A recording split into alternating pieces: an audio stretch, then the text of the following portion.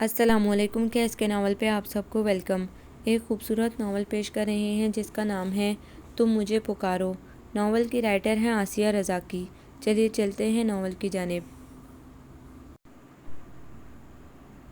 رات لمبی سویرا دور لگتا تھا کہ وقت ایک جگہ ٹھہر گیا ہے، گھڑی کی سوئیاں منجمد ہو گئی ہیں۔ زندگی ایسی بے تاثر، بیزار، بے حس، جذبات سرد، اپنا وجود کھنڈر لگنے لگا۔ جہاں تنہائی کے سانپ پھنکارتے ہوں، ایسا کیوں؟ قدرت کچھ لوگوں سے بے نیاز ہو جاتی ہے۔ اس نے سوچا میں بھی انہی لوگوں میں سے ہوں جو قدرت سے سوال کر رہے ہیں، ہمارا مقصد زندگی کیا ہے؟ ہمیں دنیا میں آ کر کیا حاصل ہوا ہے؟ قدرت کی یہ چشم پوشی کس جرم کی سزا ہے؟ میں وہ کھنڈر ہوں جس کے وجود میں پچھتاووں اور تنہائی کے ناگ سرسراتے ہیں اور امید کے چراغ کی لو ہلکی سی ہوا کو برداشت نہیں کر پاتی۔ سارے لفظ سینے کے اندر گم ہو چکے تھے۔ اندھیرا بڑھتا جا رہا تھا۔ سڑک سے رات کا چوکیدار سیٹی بجاتا گزر رہا تھا۔ ابھی 12:30 ہی بجے تھے۔ رات رینگ رہی تھی۔ نیند کا دور دور پتہ نہ تھا۔ 3 مہینے بعد اپنے کمرے میں رات گزارنے کا تصور کل تک کس قدر پرلطف اور سنسنی خیز معلوم ہوتا تھا۔ کتنے دن سے اس ساعت کا منتظر تھا۔ بےتابی سے دن گزر رہے تھے اور جب وہ وقت آیا تو بیزاری، کوفت اور پچھتاوے ہم رکاب ہوئے۔ نائٹ بلب کی مدھم روشنی کچھ بھی تو صاف نظر نہیں آتا۔ ماضی، حال نہ مستقبل۔ ہر تصور پر گرد کی تہہ جم چکی تھی۔ کوئی قیاس، کوئی خیال، کوئی رائے قائم کرنا مشکل تھا۔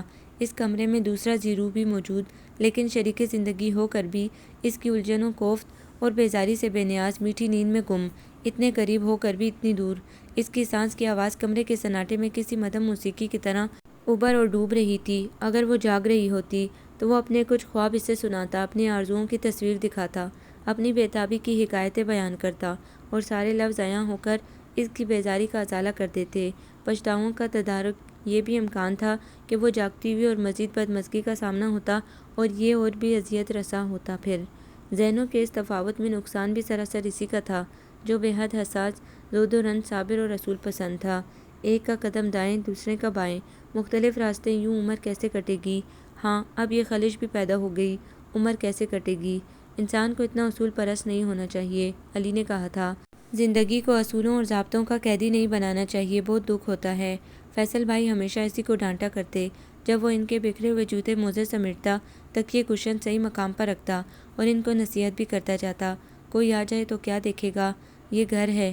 فیصل بھائی صدا کے لاابالی ان کی زندگی میں قرار تھا نہ سلیقہ، اور وہ اسی میں خوش رہتے، خود کو خوش قسمت قرار دیتے۔ قانون، قاعدہ، ضابطہ، اصول، پابندی ان کی زندگی سے خارج تھا۔ اپنی نیند سوتے ہیں، جہاں نیند آئی اسی جگہ سو گئے۔ بھوک لگی تو کھا لیا، یہ کیا کہ اب بستر پر جانا ہے، منصوبے بن رہے ہیں، لباس تبدیل ہو رہا ہے۔ ارے یہ کوئی زندگی ہے؟ ہم تو آزاد ہیں، آزاد تمہاری طرح وقت کی قید میں نہیں۔ ان کا اپنی زندگی سے سمجھوتا تھا اور یہ طرز عمل ان کے لیے کچھ اتنا برا بھی نہ تھا۔ اکیلے جو تھے، اپنے لیے کتنے بھی لاپرواہ تھے، مگر ہمدردی اور مروت سے بھرا ان کا دل ہر کسی کے لیے حاضر اور فکر مند رہتا۔ کسی کو ضرورت ہو وہ ہر خدمت کے لیے تیار۔ کسی کے ساتھ ہسپتال میں رہ رہے ہیں، کسی کو ڈاکٹر کے پاس لے جا رہے ہیں، کوئی ضرورت مند ان سے سوال کرے، وہ اپنی دولت لٹانے کو تیار۔ محلے میں ان کی عزت اور قدر تھی، خاندان میں ان کا وقار تھا، وہ سب کے کام آتے تھے اور کسی سے ان کی مخالفت نہ تھی۔ بعض احباب ان کی دریا دلی اور درد مندی کا مذاق اڑاتے تو وہ برا مانتے۔ اس نے ذہن فیصل بھائی میں الجھانا چاہا، لیکن چند منٹ بعد پھر اسی طرف آ گیا۔ عمر کیسے کٹے گی؟ رات کھانا اس قدر بدمزہ تھا اور اس کے پیش کرنے کا انداز بھی طبیعت کو بیزار کر گیا۔ میلی سی ٹرے، روٹی کا رومال دھبوں سے بھرا، ڈش ڈھکن سے بے نیاز۔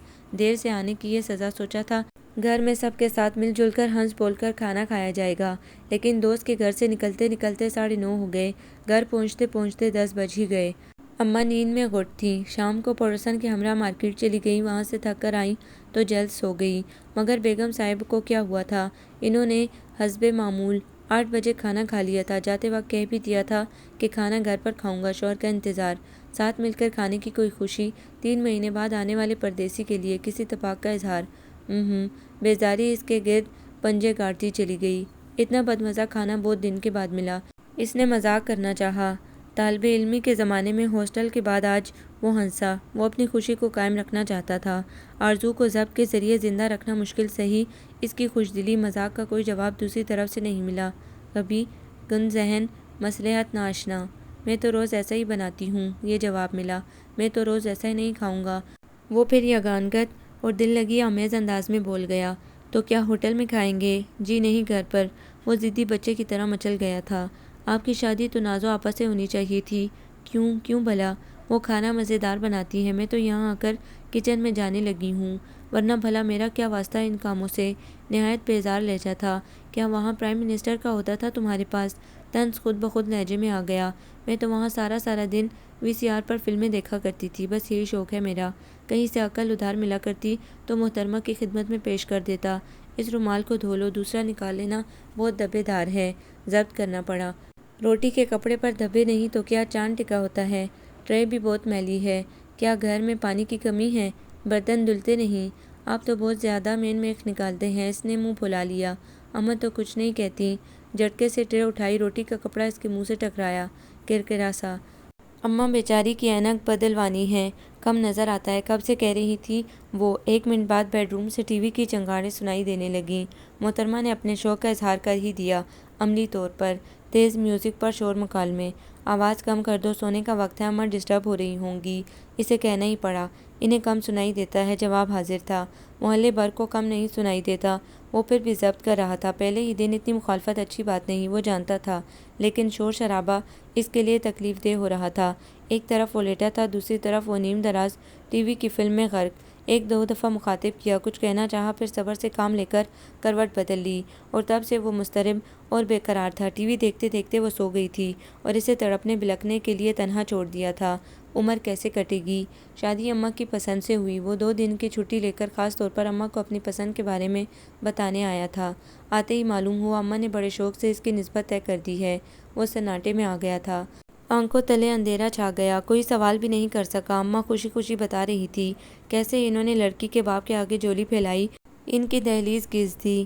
تب جا کر اقرار ہوا۔ بیٹے کے چہرے کی زردی اور جامد اداسی نے اماں کو فکرمند کر دیا۔ بہت خوبصورت ہے، انہوں نے سرگوشی میں بتایا۔ اماں، میں نے کب کہا تھا کہ مجھے خوبصورتی چاہیے؟ وہ درد سے کراہا۔ تو بیٹا، تم نے یہ بھی تو نہیں کہا تھا کہ تمہیں بدصورتی چاہیے؟ اماں حیران ہو گئیں۔ ہاں، یہ اس کی اپنی غلطی، اپنی کوتاہی تھی۔ اس نے اس سے پہلے اپنی پسند کے بارے میں کیوں نہیں بتایا؟ اس سے پہلے اور اس سے بھی پہلے۔ ہر بار سوچ کر ہی کیوں رہ گیا؟ ہر بار آئندہ پر ہی کیوں انحصار کیا؟ اب تو جو ہونا تھا وہ ہو گیا۔ شریفوں میں زبان کی لاج رکھا کرتے ہیں۔ منگنی نہیں ہوئی تو کیا؟ تمہاری ماں نے رشتہ مانگا تھا، ماں نے ان کی خوشامد کی تھی، کیا تم اپنی ماں کے وعدے کا بھرم نہیں رکھو گے؟ اماں نے دبنگ لہجے میں کہہ کر بات ہی ختم کر دی۔ اس کی نسبت ختم کرنے کی درخواست نامنظور ہوئی۔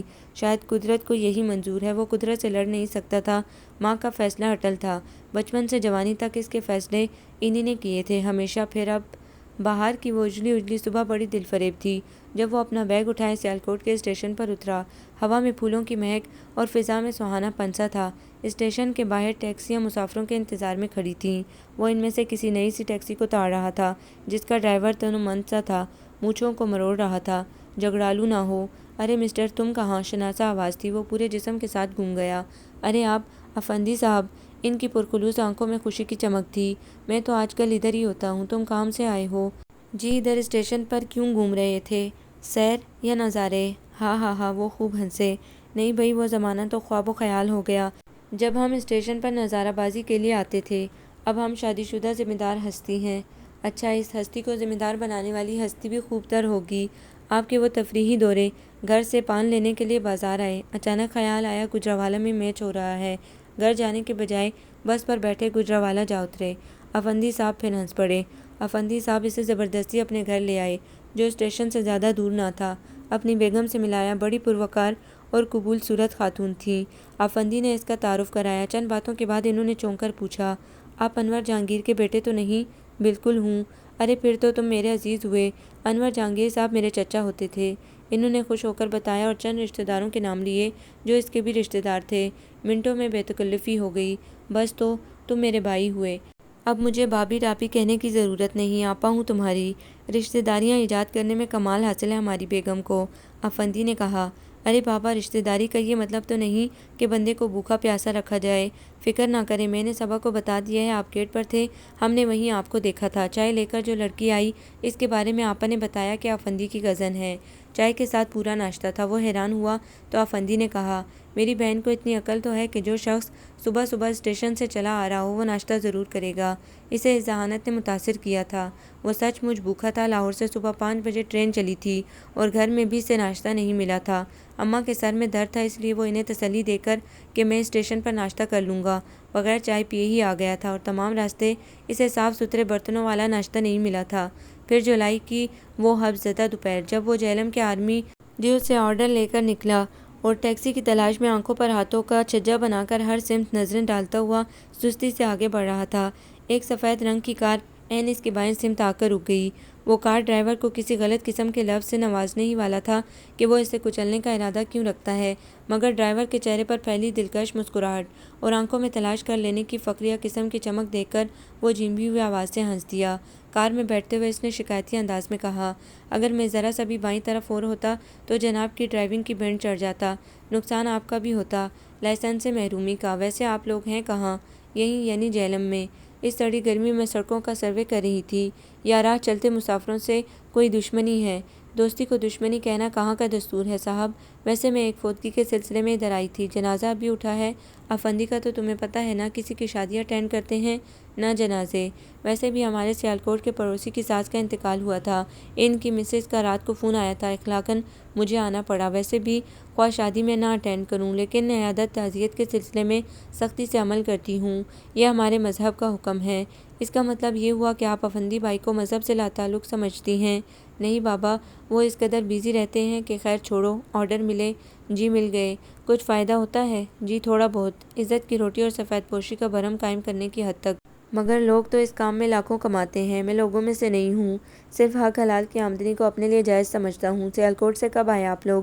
2 مہینے ہوئے ہیں۔ امید تو ہے کہ یہاں کچھ ٹک کر رہ سکیں گے، ورنہ یہ خانہ بدوشوں والی زندگی لو گھر آ گیا۔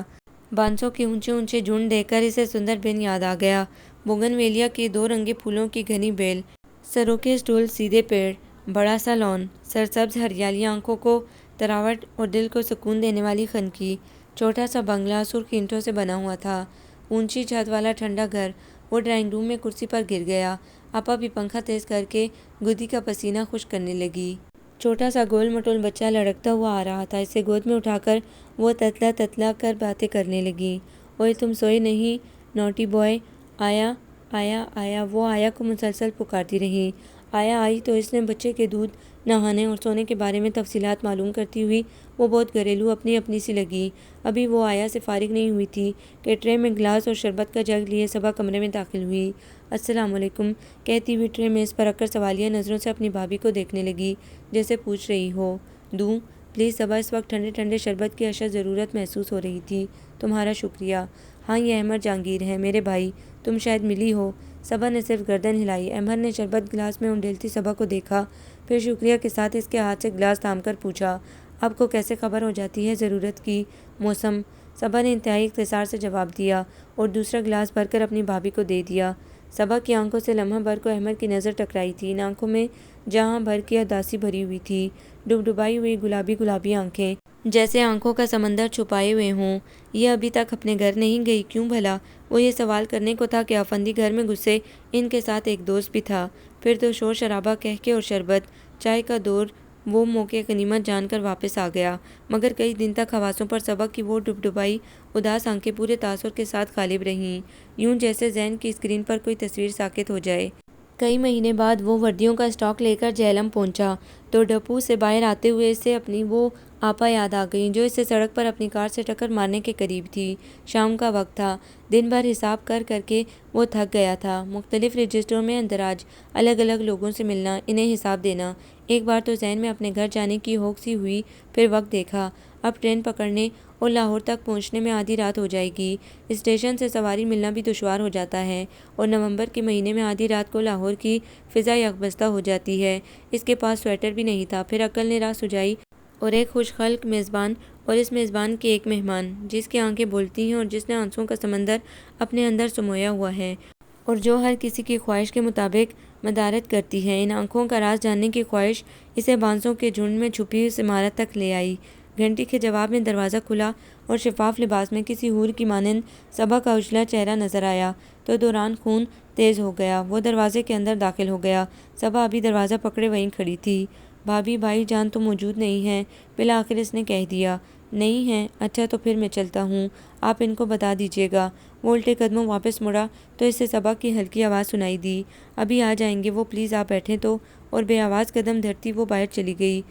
آیا نے آ کر اسے نہانے کا مشورہ دیا اور گیلری میں بنے باتھ روم تک رہنمائی کی۔ نہانے سے تھکن تواتر گئی مگر بھوک چمک گئی۔ وہ واپس ڈرائنگ روم میں آیا تو آیا بچے کے ساتھ وہیں جمی بیٹھی تھی۔ اسے دیکھتے ہی چلی گئی اور چند منٹ بعد کھانا میز پر لگا دیا۔ آئیے صاحب، صبا بی بی نے بولا، آپ کھانا کھا کر ادھر دیوان پر آرام کریں۔ صاحب کہیں کھانے پر گیا ہے، آئے گا تو ملاقات کر کے جائیے گا۔ اس نے لمبی سانس لی اور تولیہ کرسی پر رکھ کر کھانے سے انصاف کرنے لگا۔ کھانے کے بعد چائے کی خواہش ہوئی اور چراغ کے جن کی طرح صبا ہاتھ میں پیالی لیے دروازے میں نمودار ہوئی۔ آپ کو کیا الہام ہوتا ہے؟ اس وقت چائے کی اشد ضرورت محسوس ہو رہی تھی۔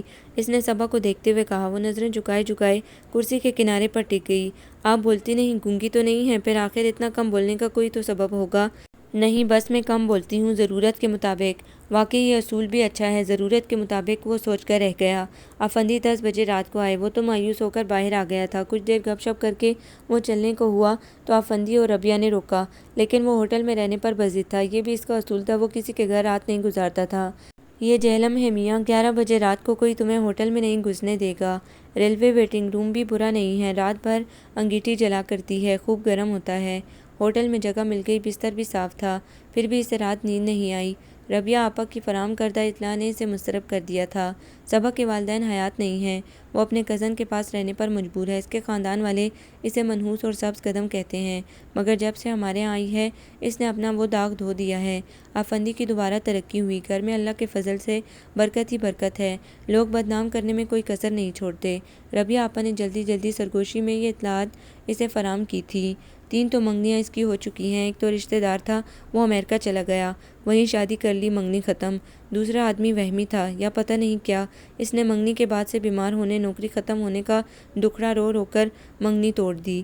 تیسری منگنی کے بعد وہ لڑکا ایک حادثے کا شکار ہو کر مر گیا، بس اس کے بعد اس کی سبز قدمی پر مہر لگ گئی۔ مگر یہ سراسر ظلم ہے، وہم کے سوا اور کچھ نہیں۔ احمر، ایسی لڑکی جس گھر جائے گی اس گھر میں 4 چاند لگ جائیں گے۔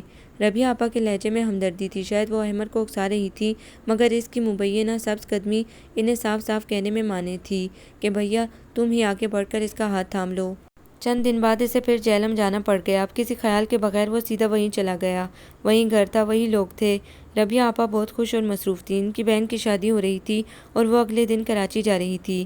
صبا مسلسل کام میں لگی رہی۔ جب وہ اندر آ کر ربیہ آپا سے کچھ بات کر رہی تھی تو اس نے موقع غنیمت جان کر آہستہ سے کہا، آپ بیٹھ تو جائیے، مسلسل کھڑی ہیں یا چل رہی ہیں، یا پھر آپ بیٹھتی بھی ضرورت کے مطابق ہیں؟ ربیہ آپا بچوں میں الجھی ہوئی تھی اور وہ ان کے متوجہ ہونے کی منتظر تھی۔ اس کے چہرے پر ہلکی سی تبسم کی لکیر نمودار ہوئی اور وہیں کرسی پر وہ بیٹھ گئی اور ربیہ کی سمت دیکھنے لگی، جو دونوں بچوں کے نکروں میں گیلس پھنسانے کی کوشش کر رہی تھی۔ ایک کا بکل لگ جاتا تو دوسرے کا کھل جاتا، دوسرے کا صحیح فٹ ہو جاتا تو پہلے کا نکل جاتا۔ آخر کار انہوں نے دونوں بچوں کو آیا کے سپرد کر دیا۔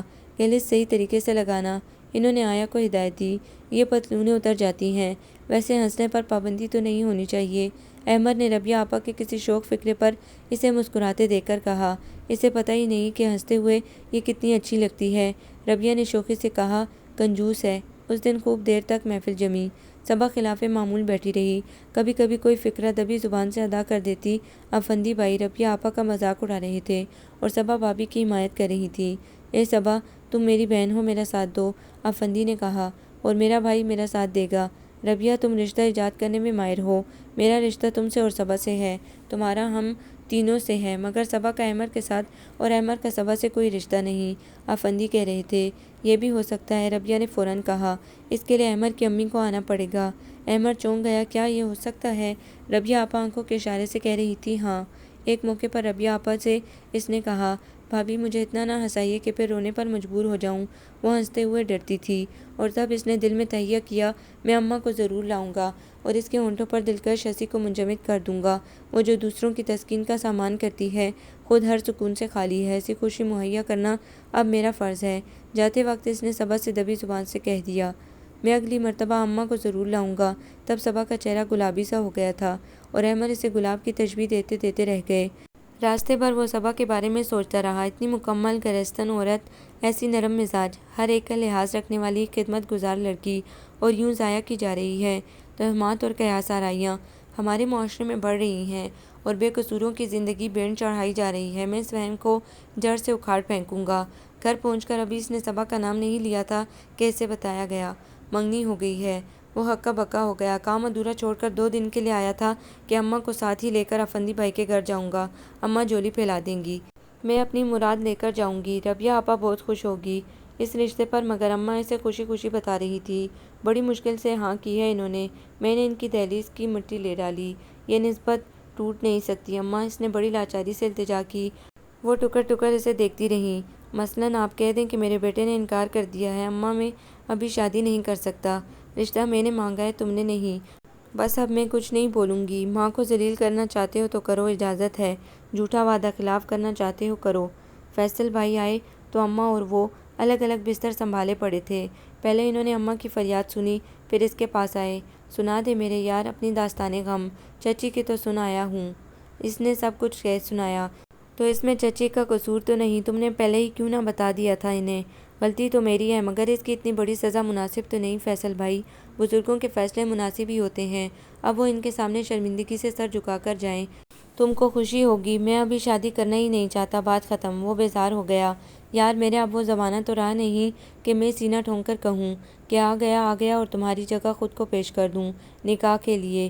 ویسے میرا جذبہ ہمدردی تو سب پر آیا ہے، کہو تو کوشش کر لوں۔ مجھے مذاق کی نہیں سنجیدگی کی ضرورت ہے، میں بھی سنجیدہ ہوں، اپنی غلطی کا خمیازہ بھگتو۔ اگر ایک بار بھی چچی سے کہہ دیتے ماں میں نے لڑکی پسند کر لی ہے، تیری بہو وہی بنے گی، ایکٹنگ تو چچی فوراً منظور کر لیتی۔ اب میں کیا کروں فیصل بھائی؟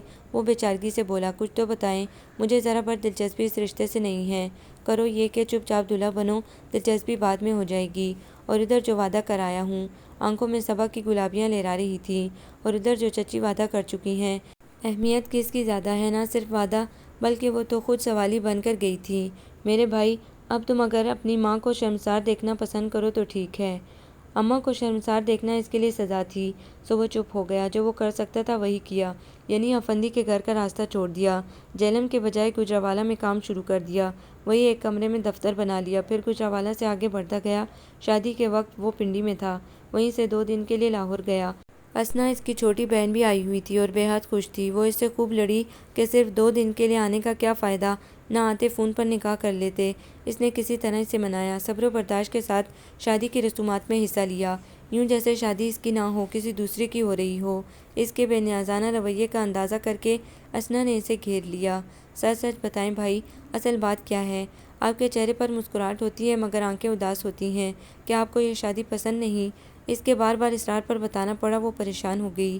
ایسی بات تھی تو مجھے بتاتے بھائی، میں بہت دور تو نہیں تھی، آپ ایک بار ملتان آ جاتے، میں اماں کو شرمندہ ہونے سے بچا لیتی، میں خود وہاں جا کر کہہ دیتی میرے بھائی کو یہ رشتہ منظور نہیں، انہوں نے اپنی پسند سے شادی کر لی ہے، اماں سے چھپ کر کی ہے، بس بات ختم ہو جاتی۔ پھر بھی اماں شرمندہ ہوتی، دل پر لے لیتی، اور میں انہیں ناراض نہیں کرنا چاہتا تھا۔ آخر کو انہوں نے ہی تو اپنی پسند سے یہ رشتہ طے کیا تھا اور شادی ہو گئی۔ سسرال والوں کے اصرار پر اسے 2 دن اور رکنا پڑا، اور یہ 2 دن بہت تکلیف میں گزرے۔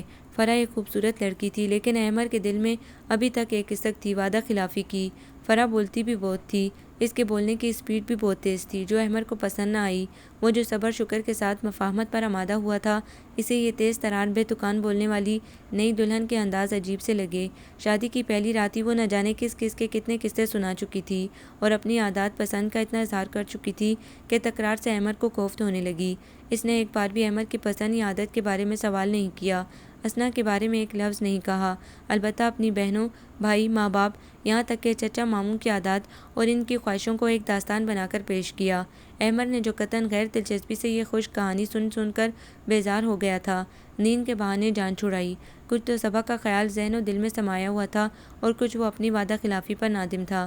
اگر فرح کوشش کرتی تو ممکن تھا کہ وہ صبا کا خیال دل سے نکال دیتا، لیکن 5 دنوں میں اسے فرح کی جانب سے کوئی دلکش بات سننے کو ملی، نہ کوئی پسندیدہ عمل سامنے آیا۔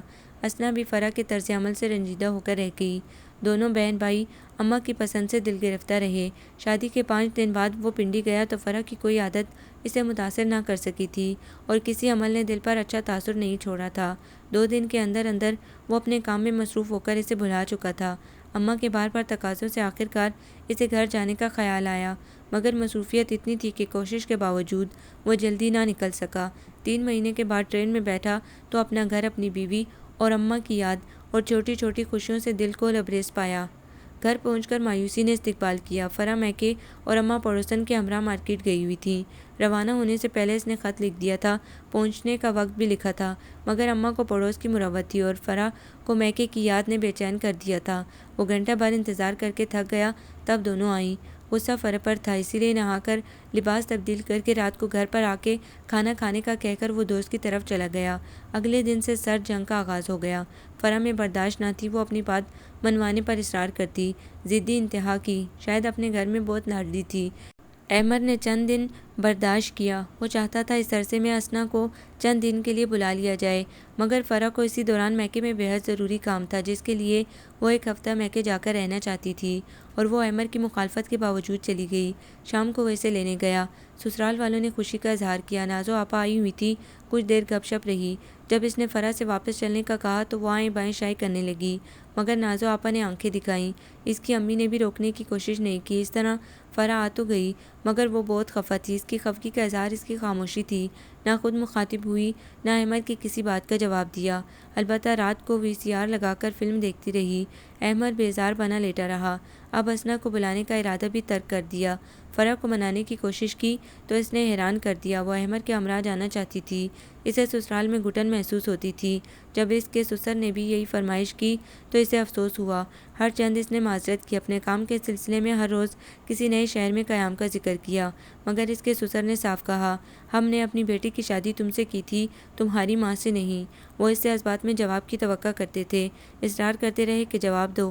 وہ سوچنے اور کوشش کرنے کا کہہ کر آ گیا اور پھر سسر ساس سے ملے بغیر واپس راولپنڈی کے لیے روانہ ہو گیا۔ فرح کا رویہ بدستور وہی رہا، بدمزہ کھانا، میلے برتن، گھر گندا، کمرہ فرح کی پسندیدہ اشیاء سے پر۔ کیسٹ، ٹرانزسٹر، ٹی وی، فلمی رسالے، ہر طرف کوئی نہ کوئی چیز نظر آتی۔ فرح کا جواب ہوتا، کمرہ میرا ہے، میری چیزیں ہی تو ہوں گی یہاں، آپ تو مہمان ہیں، آپ کا سامان آپ کے ساتھ ہوتا ہے۔ وہ چڑی ہوئی رہتی۔ احمد نے محسوس کیا کہ وہ اماں سے بھی مخاطب نہیں ہوتی، اماں ہی بولتی ہیں تو جواب ہوں ہاں میں ملتا ہے۔ اماں اگر خوبصورت بہو سے خوش تھی، ان کا خیال تھا کہ خاندان والے ان سے حسد کرتے ہیں اور اتنی خوبصورت بہو کو دیکھ دیکھ کر ان کی قسمت پر رشک کرتے ہیں۔ احمد اماں کی سادگی پر مسکرا کر رہ گیا۔ واپسی کا سفر پھیکا اور اداس تھا، مستقبل کے مناظر مبہم اور دھندلے تھے۔ دل چاہتا تھا کہیں ایسی جگہ جا بسے جہاں اس کی خبر کسی کو نہ ہو۔ اماں کی جلد بازی نے بساط آرزو پلٹ دی تھی، حوصلے پست کر دیے تھے۔ جہلم اسٹیشن پر وہ صاف برتنوں والی چائے کی تلاش میں تھا کہ پلیٹ فارم پر ایک جگہ اسے ربیہ نظر آ گئی۔ وہ کھڑی تھی اور سامان ٹرین سے اتارا جا رہا تھا۔ ایک لمحے کے لیے تو وہ ساکت کھڑا رہا، پھر دوڑ کر ادھر آ گیا۔ ربیہ نے اسے دیکھ کر خفگی کا اظہار کیا۔ کہاں غائب تھے تم؟ 6 مہینے سے شکل ہی نہیں دکھائی۔ میں قسمت سے جنگ لڑ رہا تھا ربیہ آپا، آپ سنائیے سب ٹھیک تو ہیں؟ ہاں میں وہ کاڑا گئی ہوئی تھی، وہاں چھوٹی بہن ہوتی ہے، اس کا میاں میجر ہے، اور ہاں اور صبا کی ہم نے شادی کر دی۔ احمد پتھرائی آنکھوں سے ایک سم دیکھتا رہا۔ شادی؟ ہاں، اتنا انتظار کیا، تمہارا افسوس ہوا کہ تم شادی میں بھی نہیں شریک ہوئے۔ ٹرین وسل دے رہی تھی، اس کے قدم من بھر کے ہو گئے تھے۔ پھر ٹرین رینگنے لگی جب وہ اپنے کمپارٹمنٹ کے دروازے پر کھڑا تھا۔ ربیہ آپا کا آخری جملہ اس کی سماعت سے ٹکرایا۔ صبا نے بہت انتظار کیا تمہارا، مگر تمہارا کچھ پتہ ہی نہیں تھا۔ یوں محسوس ہو رہا تھا جیسے ٹرین الٹ گئی اور پٹری سمیت اس کے جسم و جان سے گزر رہی ہے۔ آخری امید بھی، مگر یہ کیسی امید تھی؟ خود شادی رچا کر اس سے امید؟ وہ جو کمزور مخلوق بے بس لڑکی تھی جس کی پشت پر ماں باپ کا سایہ تک نہ تھا۔ پنڈی پہنچ کر کئی دن تو بستر سے اٹھا ہی نہیں گیا۔ اپنی زندگی، اپنی محبت کی ناکامی کا سوگ منانے کا اس کے سوا کوئی اور طریقہ بھی نہ تھا۔ کئی دن بعد صبر کے سائے تلے اٹھا تھا، حالات سے مقابلہ کرنا تھا، زندگی کی دوڑ میں حصہ لینا بھی فرض تھا۔ دفتر میں ڈاک آئی ہوئی تھی، اس کے سسر کا خط تھا، اسے ایک فیصلہ کرنے کی تاکید اور اپنی خواہشیں۔ ہماری بیٹی بہت لاڈلی ہے، دراصل ہم تو اس کے لیے گھر داماد کے خواہشمند تھے۔ اس نے کبھی اپنے ہاتھ سے کوئی کام نہیں کیا، وہ منمانی کرنے کی عادی ہے، اور جب شوہر ساتھ نہ رہے تو شادی بے معنی ہو جاتی ہے۔ یا تو تم اپنا کام لاہور منتقل کر لو یا فرح کو بلا لو، اس کے شایع نشان مکان لے لو، بس اس کے سوا ہماری اور کوئی مانگ نہیں۔ اس خط کا جواب دینے کی اس نے ضرورت ہی نہیں سمجھی۔ یہ بچگانہ فرمائشیں غصہ دلانے والی تھیں، مگر اس نے اپنے کام پر توجہ دی، محنت کا صلہ پانے کی امید میں دن رات ایک کر دیا اور اس فرمائش کو پس پش ڈال دیا۔ اس کا خیال تھا کہ وہ بھی اسے بھول چکے ہوں گے، مگر اس دن وہ حیران رہ گیا جب فرح اس کے گھر پہنچی۔ ایک کمرے کا مختصر مکان جس میں کونے کی میز پر اس کے بے شمار رجسٹر اور کاغذات رکھے تھے، ایک پلنگ اور ایک کرسی۔ فرح کے آتے ہی کمرہ ساز و سامان سے بھر گیا۔ تم کیوں آئی ہو بغیر اطلاع؟ کم از کم خبر تو دے دیتی۔ خبر دیتی تو شادیانے بجانے کا انتظام کرتے، وہ تو اب بجیں گے۔ اس نے ٹرانسسٹر اور کیسٹس کے بیگ کی طرف اشارہ کیا۔ آپ نے پاپا کے خط کا جواب کیوں نہیں دیا؟ یہ کمرہ دیکھ رہی ہو، یہ میرا گھر ہے اور یہی رہے گا۔ پاپا نے دوسرے مکان کا تو یہ طے کرنا میرا کام ہے، تمہارے پاپا کا نہیں۔ میں فی الحال اس کی ضرورت نہیں سمجھتا، جب میں چاہوں گا مکان لوں گا، کسی کی فرمائش پر نہیں۔ آپ چاہتے ہی نہیں کہ میرے ساتھ رہیں، شادی کی کیا ضرورت تھی؟ 3-4 دن اسی بحث میں گزر گئے۔ وہ فرح کو بہت زیادہ ناراض بھی نہیں کرنا چاہتا تھا کہ خواہ مخواہ الجھنیں بڑھیں۔ اسے خوش کرنے کی ہر تدبیر کی، مگر اس کی یہی ضد تھی کہ بڑا مکان لے کر اس میں منتقل ہو جائیں۔ اس نے سمجھایا کہ ابھی اس کے حالات بڑا مکان لینے کے متقاضی نہیں ہیں۔ کیوں، اچھا خاصا تو منافع ہوتا ہے، اتنا نہیں جتنا تم سمجھتی ہو۔ ایک حصے دار بھی ہے، اس کا حصہ دینے کے بعد اتنا ہی بچتا ہے کہ عزت کی روٹی کھا لیں۔ پاپا دے دیں گے کرایہ، کہہ رہے تھے، آپ راضی تو ہوں؟ اچانک وہ غصے سے آگ بگولا ہو گیا۔ کھڑے ہو کر اس نے فرح کے سامان کی طرف انگلی سے اشارہ کیا۔ چلو اٹھاؤ یہ سارا سامان اور بیگ میں رکھو فوراً۔ وہ گرایا۔ اور آپ کہاں جا رہے ہیں؟ فرح ڈر گئی تھی، اسے باہر جاتا دیکھ کر پریشان ہو گئی۔ ہم ابھی لاہور جا رہے ہیں، میں ٹیکسی لینے جا رہا ہوں، فوراً اٹھو، سمیٹو سامان۔ وہ اس قدر پرغضب ہو گیا تھا کہ فرح کی سٹی گم ہو گئی تھی۔ ٹیکسی آئی تو وہ سامان پیک کر چکی تھی۔ احمد کا موڈ حد درجے خراب تھا، ٹرین کا ٹائم نہیں تھا۔ وہ فلائنگ کوچ سے لاہور پہنچے۔ راستے بھر فرح آنسو بہاتی رہی اور احمد منہ پھیرے مخالف سائڈ کی کھڑکی سے باہر دیکھتا رہا۔ لاہور میں اسے اماں کے پاس چھوڑ کر فوراً ہی روانہ ہونے کا ارادہ ظاہر کیا۔ اماں قرائن سے سب کچھ جان گئی تھی، اسے ہی سمجھانے لگی۔ دنیا کی زبان کی تلخی، لوگوں کی انگشتیں نمائی، جگ ہنسائی اور وہی شریفوں کو نبھانے کا درس۔ اماں بھی کیا کرتیں، بیٹے پر ہی دباؤ ڈال سکتی تھیں۔ بہو کو بھی پیار سے چمکار کر سہلا کر کچھ وعدے کیے۔ فیصل بھائی آ گئے، انہوں نے بھی اس کے طرز عمل کو غلط قرار دیا اور فرح کی حمایت کی۔ 2 دن رہ کر اور سب کے فیصلے اور رائے پر عمل کرنے کا وعدہ کر کے وہ پنڈی آ گیا اور دوسرے مکان کی جستجو شروع کی۔ لیکن محض اتفاق کہ اسے گجرانوالہ میں ایک بڑا آرڈر مل گیا اور اسے فوری طور پر گجرانوالہ آنا پڑا۔ وہاں وہ کام میں مہو ہو کر سدھ بدھ بھول گیا۔ اسے آرڈر سے اسے خاصے منافع کی توقع تھی، اسی لیے وہ رات دن اسی میں مصروف رہا۔ اماں کے خط سے فرح کے میکے جانے کی خبر ملی اور ساتھ ہی وکیل کی معرفت خلا کا نوٹس۔ اس حد تک جانے کے لیے وہ تیار نہ تھا، فوراً لبکا ہوا لاہور آیا۔ فرح کو منانے کی ہر تدبیر، ہر وعدہ ضائع گیا۔ گجرانوالہ کا طویل قیام فرح کے خیال میں اس سے بچنے کی تدبیر تھی۔ اس شام بے حد تھکا ہارا بس سے گجرانوالہ پہنچا۔ مایوسی اور فکر نے عقل بھی ضبط کر لی۔ ہوش آیا تو اپنا اسٹاپ گزر چکا تھا۔ آخری بس اسٹاپ پر اترا تو شام کے ملگجے سائے ہر سمت پھیل چکے تھے۔ سورج کب کا غروب ہو گیا تھا۔ سامنے ایک جنرل اسٹور تھا۔ سگریٹ کی طلب ادھر لے گئی یا کوئی کشش تھی؟ سیلز مین کی جگہ ایک لڑکی تھی، اس کی پشت تھی۔ جب اس نے سگریٹ طلب کی تو اس نے بجلی کسی پھرتی سے پلٹ کر اسے دیکھا، پھر ان کی نظریں بن کر رہ گئیں۔ حیرت، افسوس اور پریشانی، آج بھی ان آنکھوں میں آنسوؤں کا سمندر موجزن تھا اور آنسو ضبط کے باوجود پلکوں کی دیوار توڑ کر باہر آ گئے تھے۔ آپ صبا، آپ یہاں؟ شادی؟ آواز بھی اس کی پھنس کر رہ گئی، لفظ بھی۔ صبا نے اس کی طلب کردہ سگریٹ اس کے سامنے کاؤنٹر پر رکھ دی اور وہاں سے باہر آ کر کونے میں بیٹھے بڑے میاں سے کہا، چاچا میں جا رہی ہوں۔ پھر وہ اسٹور سے باہر آ گئی۔ نہ اس نے احمد سے کچھ کہا نہ احمد نے۔ دونوں قدم قدم آگے بڑھتے گئے۔ سڑک کراس کر کے وہ ایک گلی میں داخل ہو گئی اور نسبتاً کھلی جگہ پر جا کھڑی ہو گئی۔ ہر سمت سناٹا تھا، کبھی کبھی کوئی سائیکل والا تیزی سے گزر جاتا۔ کچھ کہوں گی نہیں ضرورت کے مطابق، کہاں سے شروع کروں؟ اس کا لہجہ زخمی سا تھا۔ وہ اپنی جگہ ندامت کا احساس لیے کھڑا تھا، یقیناً اس دن کا جب وہ اس نے وعدہ کر کے آیا اور پھر واپس نہ گیا۔ آخر تم یہاں اس اسٹور پر، وہ شادی، وہ بربادی، بس یہی ہے میری داستان۔ خوش ہوئے آپ؟ ایک برباد اور قسمت کا مارا، کسی دوسرے کی بربادی پر خوش نہیں ہوتا۔ صبا پلیز۔ بھائی جان نے تو اپنے خیال میں مجھے ایک مضبوط سہارا دیا تھا، مگر وہ ستون کھوکھلا تھا، نشے نے اس کی رگوں میں سے خون نچوڑ لیا تھا۔ میں بھائی جان کو کچھ بتائے بغیر وہاں سے آ گئی۔ ایک سہیلی ادھر تھی، اسی کے پاس ہوں۔ چاچا نے گھر میں اسٹور کھول رکھا ہے، وہ بیمار رہتے ہیں تو میں ادھر آ جاتی ہوں۔ اس طرح زمین پر کھڑے رہنے کا بہانہ میسر آ گیا۔ افندی بھائی کے پاس کیوں نہیں گئی؟ کیا کرتی جا کر؟ انہوں نے تو بوجھ اتار دیا تھا، پھر سے نحوست کی چھاپ لگ جاتی۔ چند منٹ دونوں خاموش کھڑے رہے۔ تم میرا انتظار، مجھے بہت ندامت ہے، میں اپنا وعدہ پورا نہ کر سکا، ورنہ آج یہ سب یوں نہ ہوتا۔ تمہاری بربادی میں میرا بھی دخل ہے، میں خود کو کبھی معاف نہیں کروں گا۔ جو مشیت کو منظور تھا سب اسی طرح ہوا، آپ کا کیا قصور ہے؟ میں کسی کو الزام نہیں دیتی۔ وہ پیر کے انگوٹھے سے سڑک کی مٹی کرید رہی تھی بے خیالی میں۔ صبا، آخر تمہاری سسرال بھی تو ہوگی، انہوں نے مدد نہیں کی؟ وہ کیا مدد کرتے؟ صبا تلخی سے ہنسی۔ انہیں میرے جہیز سے زیادہ دلچسپی تھی، زیور، فرنیچر، کراکری، کچھ ان کے کام آئے گا، کچھ دن ان کے بیٹے کے نشے کی ضرورت پوری ہو جائے گی۔ افندی بھائی کبھی ملنے نہیں گئے؟ انہیں کسی نے بتایا بھی نہیں۔ وہ تو میری شادی کے فوراً بعد کینیڈا چلے گئے 1 سال کے لیے۔ بھابھی کراچی چلی گئی، ان کا ارادہ بھی کینیڈا جانے کا تھا مگر جا نہیں سکی، تو لمبے ٹور پر رشتہ داروں سے ملاقات کے لیے اور سیر تفریح کے ارادے سے نکل گئی۔ آپ یہاں کب سے ہیں؟ اس کے لہجے میں وہی سکون، آواز میں ویسی ہی نغمگی تھی۔ اس کے دکھوں کی انتہا نہ تھی اور صبر کی حد نہیں۔ وہ تنہا تھی مگر دلیری سے حالات کا، وقت کا، غموں کا مقابلہ کر رہی تھی۔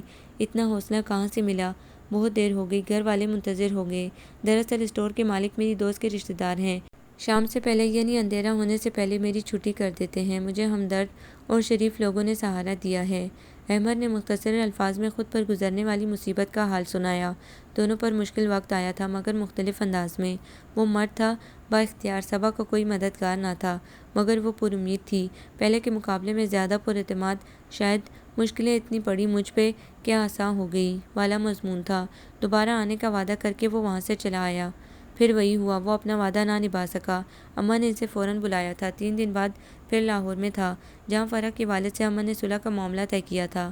احمد کی رضامندی ضروری تھی لیکن اماں جسے آسان سمجھ رہی تھی وہ اتنا سہل نہ تھا۔ نہ وہ غیر دامادی پر رضامند ہوا، نہ فرح کے پاپا کے پیش کردہ کرائے کے مکان کی تجویز پر۔ یہ وہی پرانی تجویز تھی جسے اماں نے رفع شرط کے لیے قبول کر لیا تھا۔ فرح اماں کے ساتھ رہنے پر آمادہ نہ تھی، وہ احمد کے ہمراہ آزاد زندگی بسر کرنے کی خواہشمند تھی۔ اس کی یہ شرط بھی تھی کہ احمد اس کے کسی عمل پر اعتراض نہ کرے، تب وہ خلع کی درخواست واپس لے لے گی۔ فریقین مفاہمت پر آمادہ نہ تھے۔ فیصل بھائی کی ساری وکالت بیکار گئی۔ وہ کبھی احمد کو سمجھاتے، کبھی فرح کے میکے جا کر اسے تسلیاں دیتے۔ آپ کیوں جا کر سمجھاتے ہیں؟ یہ کام فرح کے ماں باپ کا ہے، جب وہ ضروری نہیں سمجھتے تو آپ کو کیا؟ دیکھو میاں، یہ چند دن کی ضد ہے، وہ یہاں آ جائے تو تم ذرا اس کے ساتھ مروت محبت کے ساتھ پیش آؤ، بس وہ اپنی ضد چھوڑ دے گی، مگر اس کے لیے تمہیں سنجیدہ ہونا پڑے گا۔ اپنی پرانی محبت کو دل سے نکالنا ہوگا جو تم دونوں کے درمیان دیوار بنی ہوئی ہے۔ وہ حیرت سے فیصل بھائی کو دیکھنے لگا۔ وہ سمجھتے ہیں پرانی محبت سے مجبور ہو کر فرح کو دل میں نہیں بسانا، حالانکہ اب تو دیکھنے والی ہر آنکھ فرح کے پوڑ پن، گندگی، بدزبانی سے آگاہ ہو چکی تھی۔ وہ انتہائی خودسر اور ضدی لڑکی تھی، اسے اپنے حسن کا بھی غرور تھا۔ ساس نے اس کو اور بھی احساس حسن میں مبتلا کر دیا تھا۔ وہ سمجھتی تھی کہ اسے احمد پر پورا قبضہ کرنا چاہیے، اس پر حکومت کرنے کا حق ہونا چاہیے، نہ کہ وہ ذرا سی بات پر اسے ڈانٹے۔ 2 دن رہ کر وہ گجرانوالہ آ گیا، وہیں اس نے ایک مکان لے لیا، محض فیصل بھائی کا شک دور کرنے کے لیے۔ وہ گھر میں سکون چاہتا تھا اور فرح شور و غل ہنگامے کی دلدادہ۔ پھر بھی محض مفاہمت کے لیے وہ اس پر راضی ہو گیا کہ فرح کو اپنے ساتھ لے آئے۔ اس الجھن میں گرفتار وہ صبا سے ملنے بھی نہیں جا سکا۔ دوسری بار پھر وعدہ خلافی، گھر میں ضرورت بھر کا فرنیچر اور پردے وغیرہ بھی خریدے۔ مصروفیت نے ہوش اڑا رکھے تھے۔ ذہن پر صبا سے کیے وعدے کا خیال بھی تھا، لیکن ابھی فرح کے آنے میں چند دن تھے کہ اسے جہلم جانا پڑ گیا۔ افندی بھائی کا گھر خالی تھا۔ چوکیدار نے بتایا کہ بیگم صاحبہ پنڈی پشاور گئی ہیں۔ جہلم سے آتے ہی سیالکوٹ میں کام پڑ گیا۔ سیالکوٹ سے آیا تو ایک قیامت اس کی منتظر تھی۔ اسنا اور اس کا شوہر بائی روڈ ملتان سے لاہور آتے ہوئے حادثے کا شکار ہو گئے۔ اسنا کو تو ہاسپٹل میں ہوش آ گیا مگر اس کا شوہر اور بچہ موقع پر ہی ہلاک ہو گئے۔ گھر میں کہرام مچا ہوا تھا۔ اسنا کی شادی ماموں کے بیٹے سے ہوئی تھی۔ 2 گھروں میں آؤ پکا کا طوفان تھا۔ ماموں بدحواس سے ممانی اشک بہا بہا کے تھک گئی تھی۔ سب کو سنبھالتے سنبھالتے احمد خود بیمار ہو گیا، کئی دن بستر پر پڑا رہا۔ فرح مگر اس موقع پر نہیں آئی۔ فیصل بھائی کے سارے فیصلے پانی پر لکھی تحریر کی طرح مٹ گئے۔ احمد نے اسنا کو اپنے ساتھ گجرانوالہ لے جانے کا ارادہ ظاہر کیا تھا۔ کسی نے پوچھا تھا اب اس کا کیا ہوگا؟ احمد نے کہہ دیا اپنے ساتھ لے جاؤں گا، میں اسے تنہا نہیں چھوڑوں گا۔ فرح کو بہانہ مل گیا، میں کسی کے ساتھ نہیں رہ سکتی، مجھے اپنا شوہر چاہیے، اس کا کنبہ نہیں۔ شوہر پر حکمرانی کا شوق، غصے اور ضد میں احمر اسنا اور اماں کو گجرانوالہ لے گیا۔ گھر موجود، ضرورت کا سامان موجود۔ کتنے دن تو اسنا کی دلدئی میں گزر گئے، مگر اسنا کا غم بٹانا کس کے بس میں تھا؟ حادثے میں زخمی تو وہ بھی ہوئی تھی، مگر اس کا دل تو چور چور ہو گیا تھا۔ جواں سال شوہر اور معصوم بچہ، جانے کس کی نظر لگ گئی تھی اس کے ہنستے بستے گھر کو۔ سینے میں درد کے طوفان پل رہے تھے، آگ کے شعلے اس کے وجود کو جھلساتے رہے۔ اکیلی بیٹھی دیواروں سے باتیں کرتی رہی، کبھی ہنستی، کبھی روتی، کبھی دیوار سے سر ٹکراتی۔ اسے یقین ہی نہیں آتا تھا کہ دونوں عزیز ترین ہستیاں اس سے جدا ہو گئی ہیں۔ احمر زیادہ سے زیادہ وقت گھر پر گزارتا، اس کے باہر جانے کے بعد اماں اسنا کو سنبھالتی تھی۔ ان پر بھی قیامت گزری تھی۔ جوان بیٹی کا سہاگ اجڑا تھا، ہنستا، کہکے لگاتا، معصوم معصوم باتیں کرتا نواسا دنیا سے اٹھ گیا تھا۔ کبھی کبھی وہ خود بلبلا کر روتی تھی، اے اللہ تو نے مجھے کیوں نہ اٹھا لیا؟ نہ کوئی کسی کے بدلے میں مرتا ہے، نہ کسی کو دوسرے کی جگہ زندگی ملتی ہے۔ ہر کوئی اپنا دکھ سمیٹے زندگی کا بوجھ ڈھوتا ہے۔ اماں کو بخار تھا اور اسنا پر ہیجانی کیفیت طاری تھی۔ ماموں ممانی سے ملنے آئے تھے، ان کے جاتے ہی اس کی حالت غیر ہونے لگی۔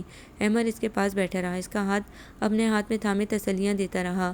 دوپہر کو راولپنڈی سے ٹیلی گرام آ گیا، اسے اگلے دن پنڈی پہنچنا تھا اور گھر میں دونوں خواتین بیمار۔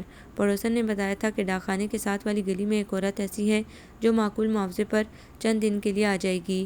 ڈاک خانے والی گلی میں وہ اسی کی تلاش میں آیا تھا۔ اسے امید تھی، نہ توقع، کہ اسی گلی میں، اس تنگ گلی میں جہاں نالیوں میں غلاظت بہہ رہی تھی، بدبو سے سانس لینا دشوار تھا، اور دن میں بھی جہاں غیر قدرتی سا اندھیرا تھا، صبا سے مٹبھیڑ ہو جائے گی۔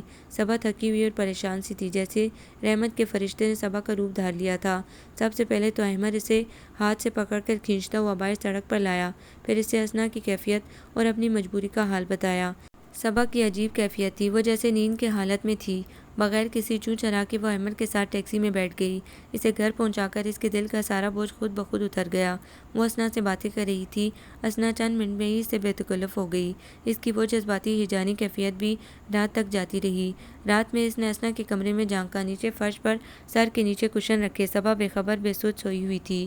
اپنے کام سے فارغ ہو کر وہ 3 دن بعد گھر آیا تھا۔ اماں کا بخار اتر گیا تھا، اسنا کی طبیعت بحال تھی، خود صبا بھی فریش نظر آئی۔ سوری صبا، میں اپنی راگنی آلاپتا رہا، تم سے کچھ پوچھا ہی نہیں۔ اسٹور، وہاں سے تو میں چند دن بعد ہی آ گئی تھی۔ اچھا اب میں چلوں؟ وہ اپنا پرس اٹھائے منتظر کھڑی تھی، اور احمد دل برداشتہ سا تھا، جس طرح اس نے مشکل وقت میں ساتھ دیا تھا، گھر کو سنبھالا، اماں کی خدمت کی، اسنا کو بہلا دیا۔ وہ اسے سڑک سے پکڑ لایا تھا، نہ اسے کپڑے لینے کا موقع دیا تھا، نہ کچھ کہنے کا۔ وہ بھی کوئی سوال کیے بغیر اس کے ساتھ چلی آئی، اتنا اعتماد تھا اسے۔ میرے پاس الفاظ نہیں ہیں صبا، تم نے میرا بوجھ بٹایا، اس کے لیے شکریہ کا لفظ تو بہت کمزور اور بے معنی سا ہے۔ بہرحال اس اعتماد کے لیے جو تم نے مجھ پر کیا، میں شکر گزار ہی نہیں، احسان مند ہوں۔ کیا تم کبھی کبھی اسنا کی خاطر آ جایا کرو گی؟ اس نے ڈبڈبائی آنکھیں اٹھا کر احمد کی جانب دیکھا، پھر پلکیں جھپک کر بولی، اچھا۔ چند لمحے بعد اس نے آہستہ سے کہا، آپ اپنی بیگم کو لے آئیے، ان کے لیے بھی یہ بہتر ہے، اور آپ کے گھر کے لیے بھی۔ کبھی کبھی ایک بڑے مقصد کے لیے قربانی بھی دینی پڑتی ہے، میں اس کے لیے تیار ہوں، مگر وہ نہیں۔ احمد صاحب، لڑکیاں نادان ہوتی ہیں، انہیں معاف کر دینا ہی بہادری ہے۔ آپ پھر کوشش کریں، کہیں وہ تنہا نہ رہ جائے، اس کے دکھ بٹا لیں، وہ بے قصور ہے، اسے کوئی بڑی سزا نہ دیجیے گا، پلیز، اسے برے بھلے کی تمیز نہیں۔ احمد سر جھکا کر رہ گیا، وہ صبا کو روک بھی نہ سکا، اور وہ چلی گئی۔ وکیل صاحب کا خط آیا تھا، جس میں تحریر تھا کہ فرح کے پاپا نے اس کی غیر موجودگی کا فائدہ اٹھاتے ہوئے یک طرفہ کارروائی کے ذریعے خلا کے معاملات طے کر لیے ہیں۔ وہ اگلے ہی دن لاہور پہنچا، فرح سے ملنے کی درخواست کی، پھر وکیل صاحب کی موجودگی میں وہ فرح سے ملا۔ فرح اپنے رویے میں لچک پیدا کرنے پر تیار نہ تھی، وہ بار بار دور بیٹھے اپنے پاپا کو دیکھتی تھی، جیسے ان سے جواب مانگ رہی ہو۔ البتہ یہ ضد برقرار تھی کہ یا وہ اس کے باپ کے گھر رہے، یا جہاں کام ہو وہاں اسے ساتھ لے جائے۔ ساس نند کا قرب اسے گوارا نہ تھا۔ خلا کی درخواست میں بھی اس کی جانب سے احمد پر لگائے گئے الزامات میں پابندیوں میں جکڑنا، آزادی نصیب نہ ہونا، ہر وقت ہر بات پر اس کی اعانت، اعتراض اور نکتہ چینی کرنا شامل تھا۔ میں ماں کو تنہا کیسے چھوڑ سکتا ہوں، جبکہ میرے سوا دوسرا کوئی بیٹا بھی نہیں، اس نے وکیل کی معرفت فرح کے وکیل سے کہا۔ اور اب میری بہن بیوہ ہو کر آ گئی ہے، اسے سہارے کی ضرورت ہے، اخلاق اور انسانیت کے ناطے بھی۔ میں ہی ماں بہن کا سہارا ہوں، اسی لیے فرح کی تجویز سے اتفاق نہیں کر سکتا۔ جب وہ دستخط کرنے کے لیے جھکا تو فرح نے سانس روک لیا۔ اسے توقع تھی کہ احمد کچھ سوچنے کے لیے وقت لے گا، فیصلے پر نظر ثانی کے لیے مہلت طلب کرے گا، مگر اس نے دو ٹوک بات کر کے دستخط کر دیے اور قلم میز پر رکھ کر فرح سے کہا، آزادی مبارک۔ عجیب بات ہوئی، فرح منہ چھپا کر پھوٹ پھوٹ کر رونے لگی اور روتی ہی رہی۔ دو مختلف راستوں کے راہی جو اتفاق سے ایک جگہ اکٹھا ہو گئے تھے اور جب یہ محسوس ہوا کہ ان کی منزلیں الگ الگ ہیں، وہ الگ ہو گئے۔ فرح تو باپ کی ضد کی بھیڑ چڑھی تھی۔ اماں نے سنا تو دل تھام لیا۔ انہیں اپنی خوبصورت بہو سے محبت تھی، انہوں نے بڑے ارمانوں سے اس کی شادی کی تھی۔ احمد پر بھی اثر تھا، مایوسی اور اداسی نے اسے اپنی لپیٹ میں لے لیا۔ کوئی بات اچھی نہیں لگتی تھی، بس اماں کی تیمارداری اور حسنہ کی دلجوئی، دو ہی کام رہ گئے تھے۔ دن رات کی محنت رنگ لائی، کام میں اس کو خاصا منافع ہوا، وہ رفتہ رفتہ زندگی دھڑے پر آ گئی۔ صبح سے شام، شام سے رات، اور پھر اجالا پھیلتا رہا اور اجالے میں منزل بھی نظر آ گئی، مگر وہ کہاں تھی؟ ایک دن اچانک فیصل بھائی آ گئے۔ لاہور سے جو بھی عزیز آتا تھا اماں کو بے حد خوشی ہوتی تھی۔ فیصل بھائی تو یوں بھی ہر دل عزیز تھے، پرخلوص، ملنسار، ہمدرد۔ وہ بھی ان سے مل کر بے حد مسرور ہوا۔ رات کو جب دونوں سونے کے لیے لیٹے، کمرے میں اندھیرا تھا، لیکن کھڑکی سے برآمدے کے بلب کی روشنی اس اندھیرے کو مدھم اجالے میں تبدیل کر چکی تھی۔ احمد بالکل اندھیرے میں سو سکتا تھا نہ کمرے میں بلب جلا کر۔ دونوں ادھر ادھر کی باتیں کرتے رہے، کچھ دیر خاموشی سے رہی، لگتا تھا باتوں کا اسٹاک ختم ہو گیا ہے۔ پھر فیصل بھائی نے اسے مخاطب کیا، احمد، مجھے تم سے ایک بات کرنا تھی، کیجیے نا، خیریت ہے؟ ہاں، وہ بات یہ ہے کہ مجھے، بلکہ لوگ کہتے ہیں کہ مجھے شادی کر لینی چاہیے۔ احمد نے تکیے سے سر اٹھا کر دیکھا، فیصل بھائی سیدھے لیٹے تھے، ان کا چہرہ مکمل اندھیرے میں تھا۔ احمد کو کچھ خوشی ہوئی۔ اماں نے ایک بار کہا تھا، حسنہ کی زندگی میں پھر سے باہر لانے کے لیے اسے ایک بار پھر کسی کے گھر کی زینت بننا ہوگا۔ اس نے ابھی دیکھا ہی کیا ہے، اگر فیصل اس کے لیے راضی ہو جائیں تو اس سے اچھا کیا ہوگا؟ اور وہ آگے تھے، دیکھو نا میری زندگی کس قدر بے ترتیب اور منتشر سی ہے۔ وہ چپ کے کہہ رہے تھے، شاید کسی کی توجہ اور محبت مجھے بھی انسان بنا دے، یہ تو اچھی خبر ہے۔ وہ شوخی سے بولا۔ فیصل بھائی بھی کسی کی محبت میں گرفتار ہو گئے۔ محبت کچھ نہیں، وہ شرمندہ لہجے میں بولے۔ مجھ سے؟ ارے آپ اماں سے کہیے نا۔ نہیں، یہ چچی کا ایسے کوئی تعلق نہیں، اخلاقاً میں تم سے اجازت لینے آیا ہوں۔ وہ الجھ گیا، ایسی کیا بات ہو سکتی ہے؟ برا نہ ماننا احمد اگر میں کہوں کہ تم نے ہی انصاف سے کام نہیں لیا۔ مگر کس سلسلے میں فیصل بھائی؟ فرح کے سلسلے میں۔ فیصل کی بات سن کر احمد نے سانس روک لیا، حیرت و پریشانی سے وہ ساکت رہ گیا تھا۔ تم کسی اور کو چاہتے تھے، اس سے شادی کرنا چاہتے تھے، چچی نے لا علمی کی بنا پر تمہارا رشتہ فرض سے طے کر دیا، ٹھیک ہے؟ تم سعادت مندی سے کڑوا نوالا نگل گئے، مگر وہ پھنس گیا، گلے میں اٹک گیا، حلق میں مانتا ہوں تم نے ہضم کرنے کے بہت جتن کیے، مگر دل میں ایک پھانس تھی، وہ بھی کھسک دیتی رہی، اور تم انصاف نہ کر سکے، نہ فرح سے، نہ اس سے جسے چاہتے تھے۔ اگر تم انصاف کے تقاضے پورا کرتے تو آج اتنے دن ایک بڑا عرصہ گزر جاتا، اسی کو گھر لے آتے شادی کر کے، جسے تم اپنے قول کے مطابق چاہتے تھے، مگر میں دیکھ رہا ہوں تم نے وہ بھی نہیں کیا۔ اس کا مطلب یہ ہوا کہ تم نے فرح کو بھی برباد کیا، اس لڑکی کو بھی، اور خود بھی برباد ہوئے۔ کیا یہ غلط ہے؟ احمد ایک لمبا سانس لے کر رہ گیا۔ آپ ٹھیک کہتے ہیں، میں بھی سکون سے نہیں ہوں، مگر اس کی وجہ یہ نہیں کہ میرا ضمیر ملامت کرتا ہے یا میں نے انصاف سے کام نہیں لیا۔ فیصل بھائی، دراصل آنکھ سے دیکھنے، کانوں سے سننے اور خود پر گزرنے والی اذیت میں فرق ہے۔ یہ سچ نہیں کہ میں برباد ہو گیا ہوں، بلکہ اللہ گواہ ہے، فرح کے ساتھ میں نے انصافی نہیں، رواداری اور مروت کا بھی لحاظ رکھا۔ میں اس پر کوئی الزام بھی نہیں لگاؤں گا۔ یہ تقدیر کا فیصلہ تھا جو ہو کر رہا۔ جب دو مختلف مزاج ایک دوسرے سے ٹکراتے ہیں تو یہی ہوتا ہے۔ میں رواداری سے کام لیتا رہا، وہ مفاہمت پر آمادہ نہیں ہوئی۔ وجوہات کچھ بھی ہوں، میں اس الجھن سے نجات پا کر بہت مطمئن ہوں۔ دراصل حسنہ کے حادثے اور اماں کی مسلسل بیماری نے مجھے کچھ اپسیٹ کر دیا ہے، ورنہ اللہ کا شکر ہے کہ میں صحت مند ہوں، میرا کام بھی ترقی کر رہا ہے۔ اگر فرح کچھ صبر سے کام لیتی تو میں اس پوزیشن میں تھا کہ اس کی خواہشات پوری کر دیتا۔ خیر، آپ بتائیے، اس بات سے آپ کی کیا غرض ہے؟ اس دوسری لڑکی کا ذکر چھوڑیے، آپ کو اندازہ ہو جانا چاہیے کہ اگر میں اس کی وجہ سے فرح کے ساتھ نہیں رہ سکا تو وہ میرے گھر میں ہونی چاہیے تھی۔ یعنی آپ کا یہ مفروضہ غلط ہے کہ اس بھانس کی کسک لیے پھرتا رہا اور فرح سے انصاف نہ کر سکا، یعنی اس پر ظلم کرتا رہا۔ نہیں، میں جانتا ہوں تم ظالم نہیں ہو۔ فیصل بھائی قائل سے ہو گئے۔ تو اب آپ اپنے مطلب پر آ جائیے۔ دراصل ابھی کچھ عرصہ پہلے میں اتفاق سے ہاسپٹل میں تھا، وہ علی ہے نا میرا دوست، اس کی امی بیمار تھی، ہم نے باری مقرر کی ہوئی تھی، تو اس دن میری باری تھی اور میں باہر علی کے انتظار میں ٹہل رہا تھا، تب میں نے فرح کو ہاسپٹل آتے دیکھا، وہ بیمار تھی اور کافی پریشان حال بھی۔ مجھے اس پر ترس آ گیا، ہم کچھ دیر ساتھ رہے، وہ نادم تھی، اس کی بہنیں اور بھائی اس سے ناراض تھے اور وہ گھر میں ذہنی طور پر تنہائی کا شکار تھی۔ خیر، چند دن بعد اس کے پاپا میرے گھر پر آئے۔ آپ کے گھر؟ احمد پلنگ پر اٹھ کر بیٹھ گیا۔ ہاں یار، انہوں نے میرا گھر، میرا کمرہ دیکھا، تمہیں معلوم ہے میں جس طرح رہتا ہوں، انہوں نے مجھے آفر دی ہے، یعنی فرح سے شادی، گھر، دامادی۔ آپ کے گھر، آپ کے کمرے کی ابتری پر ترس کھا کر احمد کے لہجے میں تلخی آ گئی۔ نہیں، میری تنہائی، میری ابتری سے متاثر ہو کر میں نے انہیں کچھ جواب نہیں دیا ہے، بلکہ تم سے اس کی اجازت لینے آیا ہوں کہ اگر تم خوشی سے اجازت دو تو میں آپ فرح سے شادی کر لیں گے۔ میرا حشر دیکھنے کے بعد بھی اتنی حیرانی کی کیا بات ہے؟ اول تو میں تنہا آدمی ہوں، جو اختلاف تم سے تھا وہ مجھ سے نہیں ہو سکتا، اس کے علاوہ میں گھر، دامادی پر بھی رضامند ہو سکتا ہوں، اور سب سے بڑھ کر فرح کی پریشان حالی، ندامت اور اکیلا پن مجھے مجبور کر رہے ہیں کہ میں اس کی مدد کروں۔ وہ دکھی ہے، یہ پریشانی بھی، اکیلا پن اس کا اپنا پیدا کردہ ہے، وہ کسی سے وابستہ ہوئی، وہ اپنے پرانے لیل و نہار اپنا لے گی۔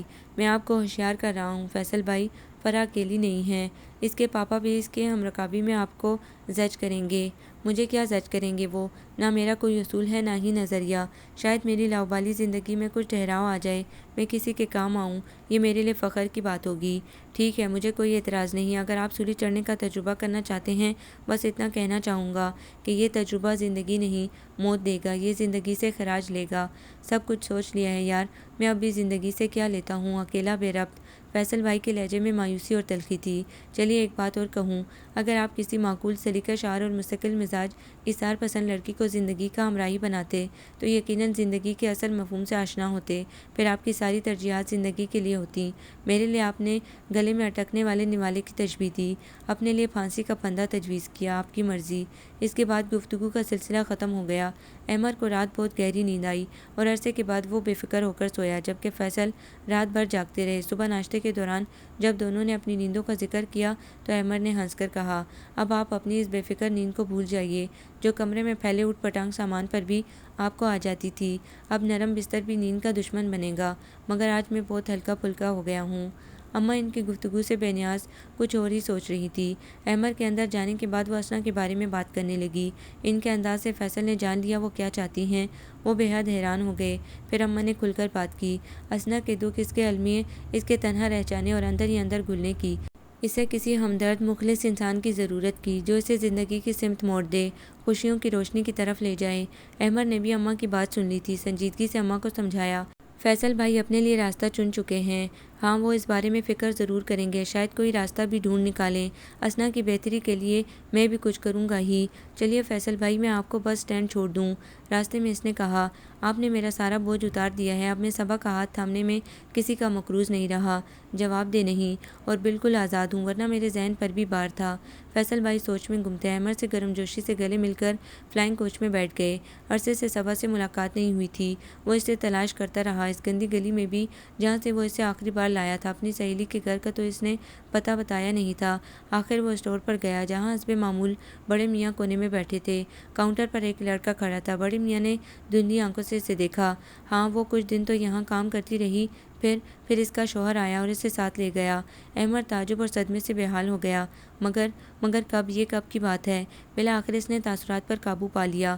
جب وہ اس گلی میں ملی تھی اور 3 دن اس کے گھر رہ کر گئی، تب تک تو اس کا شوہر جب اسٹور میں کام کر رہی تھی، یہ تب کا ذکر ہے۔ میاں، بڑے میاں، آپ صبا کی اس دوست کا ایڈریس بتا دیں جہاں وہ مقیم تھی۔ اس کے ملتجی لہجے سے بڑے میاں متاثر تو ہوئے، مگر انہوں نے کسی اجنبی کو ایک جوان لڑکی کا پتہ بتانے سے صاف انکار کر دیا۔ کسی ممکنہ دھوکے سے بچنے کے لیے ان کا رویہ درست تھا۔ اچھا، میں ایک پرچہ دیتا ہوں، آپ اسے تو اس لڑکی تک پہنچا سکتے ہیں، میں کھلا خط دوں گا، مرضی ہو تو اسے دیجیے، نہیں تو پھینک دیں۔ پرچہ انہوں نے بغور پڑھا، پھر بغل میں لگی جیب میں ٹھونس لیا۔ احمد وہاں سے بہت سی بے چینی لے آیا تھا۔ صبا کی گمشدگی معمہ تھی، اس کا رویہ بھی ناقابل فہم تھا۔ جب وہ آخری بار آئی تھی، اس نے اپنے شوہر کے بارے میں کچھ نہیں بتایا تھا۔ کیا وہ اس سے ملی تھی؟ اس کے ساتھ کہاں گئی تھی؟ صرف اسٹور چھوڑنے کی بات کی تھی اس نے۔ احمد نے بہت غور کیا کہ اور کیا کیا باتیں اس نے کی، مگر کچھ یاد نہ آیا۔ وہ تو اسے چھوڑ کر پنڈی چلا گیا تھا، جب واپس آیا تو وہ چلی گئی، اس کے بعد ملنا نہیں ہو سکا۔ وہ فرح کو واپس لانے کی تاکید کر کے گئی تھی، لیکن اب وہ ہے کہاں؟ انہی دنوں تو خلا کا معاملہ بھی طے ہو گیا تھا اور اس کی کوئی خیر خبر نہیں ملی۔ خود احمد کی مصروفیت کی وجہ سے وہ صبا سے ملنے نہیں جا سکا۔ اس وقت تو وہ سفر سے آیا تھا اور اتنا تھکا ہوا اور غائب دماغ ہو رہا تھا کہ صبا کا موجود پتہ یا اس سہیلی کے گھر کا نمبر تک نہیں پوچھا۔ اتنی لاپرواہی یہ اس کی سزا تھی۔ پہلے اماں کو کچھ نہ بتا کر زندگی کی تلخیاں حاصل کی، اب صبا سے بے خبر رہ کر مایوسی اور پچھتاوے خرید لیے۔ فیصل بھائی نے سچ کہا تھا، وہ تو برباد ہو گیا تھا۔ کتنے دن غم اور محرومیوں کے ساتھ سمجھوتا کرتے ہوئے گزر گئے۔ اماں سخت پریشان تھی کہ اسے ہو کیا گیا ہے، ہر وقت سوچ میں گم اور اداس۔ پہلے وقت پر کھانا تیار نہ ملے تو بھنا جاتا تھا، اب تو اسے کھانے پینے کا ہوش نہ تھا، بھوک ہی جاتی رہی تھی۔ اجلے شفاف لباس اور گھر کی صفائی کا اسے کتنا دھیان ہوتا تھا، لیکن اب بغیر استری کی قمیض پہن کر چلا جاتا تھا۔ کوئی چیز غلط جگہ پر ہو، کہیں پر کوئی گندگی ہو، اسے کچھ پتہ ہی نہیں چلتا۔ وہ بالکل خاموش گمسم ہو گیا تھا۔ اسنا بھی حیران تھی کہ اسے کیا ہو گیا ہے۔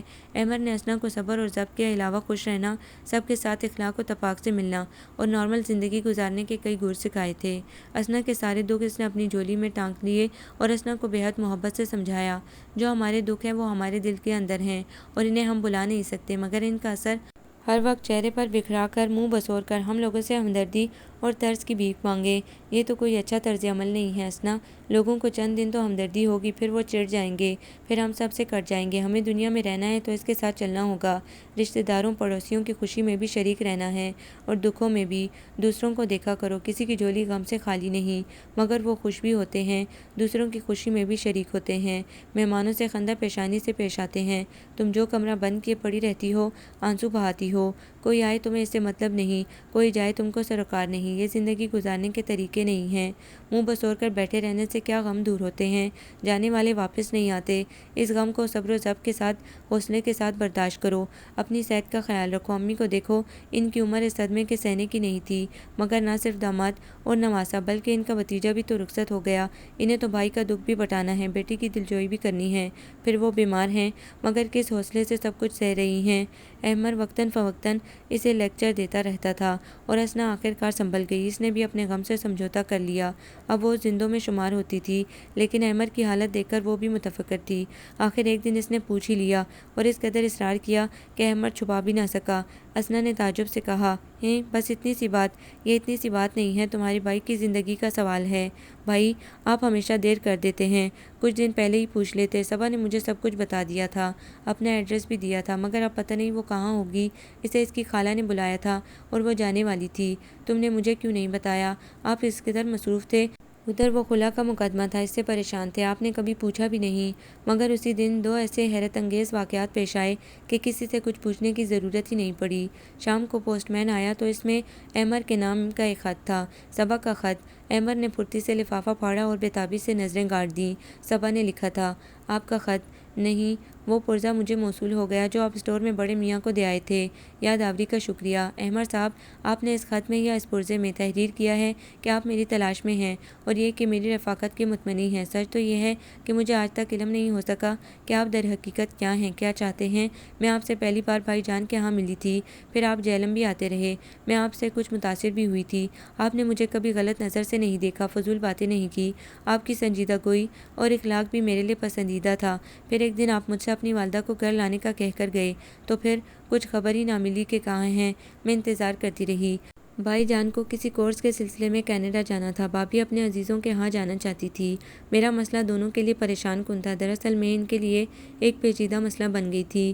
میری بد نصیبی کہ انہی دنوں ایک رشتہ آ گیا، بظاہر سب ٹھیک تھا، بھائی جان نے نہایت عجلت میں میری شادی کر دی اور خود کینیڈا چلے گئے۔ بھابھی کراچی روانہ ہوئی، رہ گئی میں، تو میں اپنی نحوست کے ساتھ اس گھر میں داخل ہوئی جہاں مجھ سے زیادہ چیزوں بے جان ساز و سامان کی قدر ہوئی۔ شریک حیات نشے میں مبتلا ملا، میں نے اپنا تمام روپے اور کچھ زیورات اس کے شوق اور طلب کی نظر کی، اسے مجھ سے زیادہ میرے ساتھ آنے والے پیسے اور زیور کی طلب تھی جو بڑھتی گئی، اور آخر کار میں اس دنیا کو خیر آباد کہہ کر اپنی دوست کے پاس آ گئی۔ اسٹور کی ملازمت اپنے لیے کی تھی کہ کسی پر بوجھ نہ بنوں۔ میری قسمت کہ آپ نے ملنے کے بعد کوئی حوصلہ افزا بات نہ کی، اپنی بے جوڑ شادی کا رونا روتے رہے، جو کہ میرے خیال میں کسی لڑکی سے دل لگی کے لیے مرد لوگ اکثر ایسے بہانے کیا کرتے ہیں۔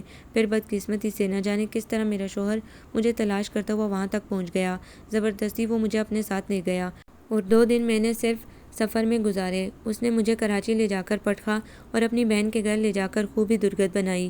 مار پیٹ، زود و کوب تو معمولی لفظ ہے، میں اس ظلم کا نقشہ بھی نہیں کھینچنا چاہتی جس سے خوفزدہ ہوकर خود اس کی بہن نے مجھے تھوڑی سی رقم دے کر پوشیدہ طور پر فرار کرایا۔ کراچی میں میرے کافی عزیز ہیں، لیکن ان کے سامنے میں اس برے حلیے کے ساتھ جانا نہیں چاہتی تھی کہ سارے جسم پر زخم اور چہرہ گردن خراشوں سے بھرا ہوا۔ نقاہت سے ایک قدم اٹھانا بھی دشوار تھا، مگر مجھ میں ہمت تھی، اس لیے اسٹیشن تک پہنچی اور گجرانوالہ کے سوا مجھے کہیں پناہ بھی نہیں مل سکتی تھی۔ گجرانوالہ پہنچ کر اپنی دوست سے ملی۔ وہ بہت ڈری ہوئی تھی، اپنے گھر رکھنے پر تیار نہ ہوئی، کیونکہ اس کے گھر والے جانتے تھے کہ میں اپنے شوہر کے ہمراہ گئی ہوں اور واپس اس صورت میں آئی کہ خیر جس دن آپ مجھے ملے میں اپنے شوہر سے چھپتی پھر رہی تھی، کسی پناہ کی تلاش میں تھی۔ مجھے چند دن کی مہلت درکار تھی۔ آپ کی مہربانی نے وہ فراہم کر دی اور اسنا نے میری مدد کی۔ اس کی تفصیل اسنا خود بتا دے گی۔ میں آپ کی احسان مند ہوں۔ وہ چند دن میری زندگی کے قیمتی شب و روز تھے۔ اب آپ میری تلاش میں ہیں۔ جب بھی آپ مجھے تلاش کر لیں گے آپ کی پریشانی ختم ہو جائے گی۔ میں آپ کی منتظر ہوں۔ صبا۔ خط نے اسے الجھن میں ڈال دیا تھا۔ وہ کہاں ہے؟ اسے کہاں تلاش کروں؟ شوہر؟ کیا وہ ابھی تک؟ اسنا اسنا اسنا۔ وہ بے تابی سے اسنا کو پکارتا ہوا گھر میں گھسا تو فیصل بھائی کو گھر میں بیٹھا دیکھ کر رک گیا۔ وہ بڑی سعادت مندی سے اماں سے باتیں کر رہے تھے۔ کیا بات ہے فیصل بھائی؟ ولیمے کی دعوت دینے آئے ہیں؟ چپ رہو، اماں نے اسے ڈانٹا۔ یہ ہماری آپس کی بات ہے۔ وہ اسنا کو آواز دیتا ہوا کمرے میں آیا جہاں وہ کچھ خاموش اداس بیٹھی تھی۔ آپ نے سنا بھائی؟ وہ بے قرار سی ہو کر کھڑی ہو گئی۔ یہ فیصل بھائی کس لیے آئے ہیں؟ مجھ سے شادی کرنے؟ یہ کیسے ہو سکتا ہے؟ اماں اس قدر خوش ہیں جیسے وہ انہی کے انتظار میں بیٹھی تھیں۔ بھائی آپ کچھ بولتے کیوں نہیں؟ کیا میں آپ پر بوجھ ہوں؟ احمد نے اس کے سر پر ہاتھ رکھا اور اسے اماں کی مجبوری کا حال کہہ سنایا۔ اگر تیری مرضی نہیں ہے تو جانے دے، میں فیصل بھائی سے بات کر لوں گا۔ میری بہن، مجھے تو فی الحال اس خط کی آخری لائنوں کا معمہ حل کروانا ہے۔ وہ اس وقت خود غرض بن گیا تھا۔ اسنا نے خط لے لیا اور پورا خط پڑھ کر احمد کو دیکھا۔ یہ سب تو مجھے معلوم تھا، صبا نے بتا دیا تھا مجھے، مگر یہ یہاں آ کر رہنے کے بارے میں جو لکھا ہے، تم نے اس کی کیا مدد کی تھی مجھے بتاؤ۔ اسنا ہنسنے لگی۔ بس اتنی سی بات۔ اصل میں ان دنوں صبا بہت ڈری ہوئی تھی اور آپ بھی موجود نہ تھے۔ پھر میں نے فیصل بھائی کو فون کر کے بلایا، صبا سے ملایا۔ انہوں نے عذرائے ہمدردی صبا کا سب کام کر دیا۔ کام؟ کون سا کام؟ اسنا تم مجھے پریشان نہ کرو، جلدی بتا دو۔ ارے وہی، اس نے خلا کا مقدمہ دائر کروایا تھا۔ اور کون سا کام؟ اسنا نے پوری تفصیل بتا دی۔ یہ بھی کہ اس کی صبا سے خط و کتابت بھی رہی۔ اور اب وہ کہاں ہے؟ صبا کہاں ہے اسنا؟ اب معلوم نہیں، جب تک خلا کا مقدمہ چلتا رہا اس کے خط آتے رہے۔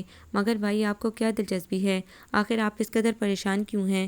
وہ ہنسی روک رہی تھی۔ میرا دماغ پھر گیا ہے، وہ بنا کر بولا۔ اور یہ تمہاری وتیسی کیوں باہر آ رہی ہے؟ 2 منٹ پہلے تو تم رونے کو تیار تھی، اب ہنسی سے بےتاب ہو رہی ہو۔ ہنسی کی بات پر ہی ہنسا جاتا ہے۔ وہ پھر سنجیدہ ہو گئی۔ ٹھیک ہے مت بتاؤ، میں بھی تمہاری شادی فیصل بھائی سے کر کے رہوں گا۔ اس روز گھر میں خاصی رونق سی رہی۔ اماں نے خوشی خوشی فیصل کے ارادے سے احمد کو آگاہ کیا۔ اسنا کچھ خفا تھی، مگر پھر بھی فیصل کی خاطر مدارت کر رہی تھی۔ اس کی خوشامد پر تو انہوں نے صبا کا مقدمہ لڑا تھا اور اسے ایک ظالم انسان سے نجات دلائی تھی۔ آپ نے مجھے بتایا کیوں نہیں کہ آپ صبا سے مل چکے ہیں؟ وہ بے حد خفگی سے پوچھ رہا تھا۔ تم کو میں کس خوشی میں بتاتا؟ تم بتاتے ہو ہر بات مجھے۔ آپ کو معلوم تھا کہ میں اس میں دلچسپی رکھتا ہوں؟ جی نہیں، آپ نے فرمایا تھا کہ اگر وہ پھانس ہوتی تو فرح کے بعد وہ اس گھر میں ہوتی۔ میں سمجھ گیا کہ وہ پھانس نکل چکی ہے۔ اس کے علاوہ تم اس قدر مصروف ہوتے ہو اور ہماری ملاقات بھی کم ہوتی ہے۔ اچھا چھوڑیے، یہ فرح سے شادی کا ارادہ کیوں بدل دیا؟ میں نے دیر کر دی تھی۔ جب میں وہاں گیا تو رات بھر سوچتا رہا، پھر خیال آیا اسنا کسی سے کم نہیں، کم از کم اس پر کوئی الزام، کوئی داغ نہیں ہے، اور پھر وہ اپنا خون ہے، قریبی رشتہ دار، اور مجھے یہ بھی علم تھا کہ وہ خدا ترس، ہمدرد اور درد مند ہے، وہ خوبیاں جو مجھے اپیل کرتی ہیں۔ پھر غور کیا تو پتہ چلا دراصل مجھے جو آرام و سکون یہاں تمہارے گھر میں ملتا ہے اور کہیں نہیں مل سکتا۔ کیا مطلب ہے آپ کا؟ آپ یہاں گھر دامادی کے لیے آئے ہیں؟ وہ چڑ گیا تھا۔